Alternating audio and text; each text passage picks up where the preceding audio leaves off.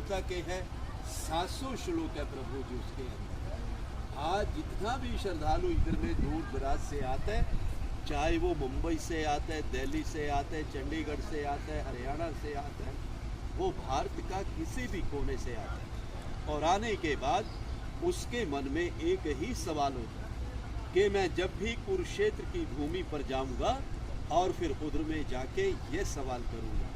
Sir उनका सवाल होता है सीधा साधा सा कि हमें वो लाल मिट्टी तो बताइए कि किधर है, क्योंकि उस समय बहुत ही भयानक युद्ध हुआ था और युद्ध के कारण ही वो पूरा का पूरा धरती लाल हो गया। लेकिन आज वो लाल धरती अब हमें यहाँ पर दिखाई नहीं देता। उस जमाने में बताते हैं कि उस समय इधर में ना तो किसी का मकान था ना किसी का घर था, ये बिल्कुल एक बंजर जमीन था कि जिधर से महाभारत का युद्ध लड़ा गया। आज हम जिस पवित्र भूमि पर आए हैं ये है मध्यम, यानी कि सेंटर पॉइंट, के जिधर से भगवान कृष्ण जी ने अर्जुन को गीता सुनाया। जब अर्जुन को इधर में आके मोह हो गया कि मेरे चाचा, मेरे दादा, मेरे बंधु मेरे अपने तो हैं प्रभु, मैं मारूं तो किसको मारूं, तो भगवान कृष्ण जी ने फिर इस जगह से कह दिया अर्जुन अगर तू नहीं मारेगा तो मारे ये सब जाएंगे, इसलिए उठो और युद्ध का तैयारी कर। कहते हैं कि फिर इसी जगह से युद्ध का शुरुआत हुआ और इसी जगह से विराट रूप के अर्जुन को दर्शन भी हुए।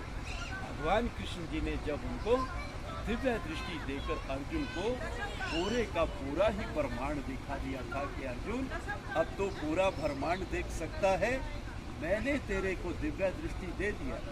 कहते हैं कि फिर इसी जगह पे आके अर्जुन का जो मोह था वो पूरी तरह से भंग हो चुका था।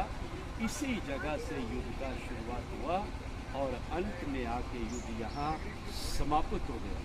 जिस पेड़ के नीचे प्रभु जब आप दर्शन करके आए थे, भगवान कृष्ण जी ने उसी पेड़ के सामने ही अर्जुन को गीता सुनाया था और गीता सुनाते समय वो पेड़ भी सदा सदा के लिए अमर हो गया और तभी उस पेड़ का नाम पड़ा अक्षयवट।